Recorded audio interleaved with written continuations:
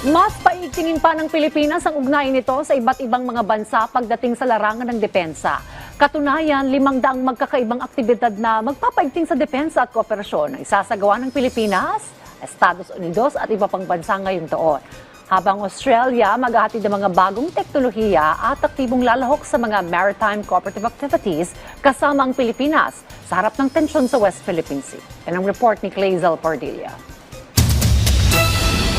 Palalakasin pa ng Pilipinas, Amerika at iba pang katuwang na bansa ang pagpapatatag sa kooperasyon sa depensa at pagpapanatili sa seguridad sa Indo-Pacific region ngayong taon. Sa gitna ito ng tumitinding tensyon sa West Philippine Sea na patuloy na inaangkin ng China. Ayon sa Philippine Navy, nasa 500 aktibidad ang isasagawa ng Sandatahang Lakas ng Pilipinas, katuwang ang Estados Unidos. Nakapaloob ito sa Mutual Defense Board, Security Engagement Board na nakatuon sa bilateral planning at military training. Magkakasari ng mga air engagement. Halimbawa niyan ang pinagsama-samang pagpapatrolya sa himpapawid upang paigtingin ang komunikasyon, radar capabilities at tactical response. Kasama rin ang iba pang malalaking military exercises na lalo pang uhubog sa kakayanan ng AFP sa pagtatanggol ng ating teritoryo. The MDBSEB activities are designed to improve the overall capability of the armed forces, first and foremost as a fighting component of the Philippines. Secondly, to allow us to be able to integrate closer with our treaty ally. And thirdly, to operate in a multinational environment. We now have the opportunity to be able to have hands-on training on modern weaponry. Paiigtingin din ng Australia ang defense cooperation nito sa Pilipinas. Layo nitong mapalakas ang kakayanan ng Pilipinas na mag-operate sa sarili nitong mga base militar at tumulong sa pagpapaunlad ng infrastruktura ng Sandatahang Lakas. Magbibigay din ng Australia ng mga teknolohiya na magpapataas ng maritime domain awareness o kapabilidad ng bansa na matukoy at maunawaan ang mga nangyayari at posibleng banta sa karagatan. We're also giving them equipment. We've provided $1 million worth of drones last year, and we made a commitment to provide another $3 million worth of drones and underwater technologies.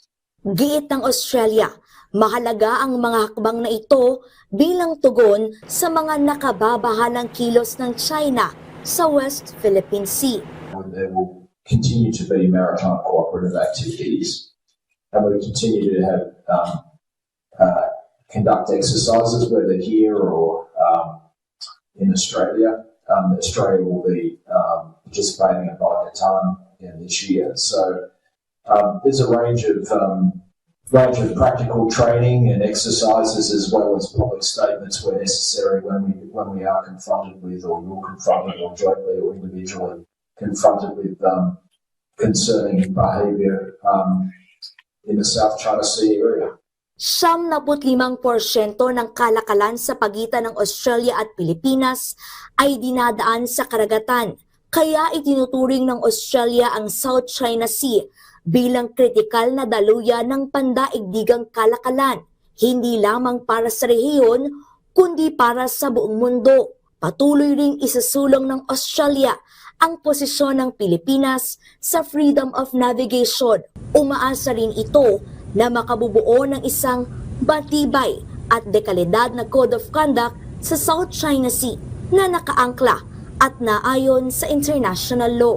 Agreements enhance international observance of international rules and norms, but we hope it's going to be a high quality agreement, and hopefully it reinforces the centrality of UNCLOS in terms of it resolving maritime issues. So that's what we're hoping for, but we're waiting to see how it evolves.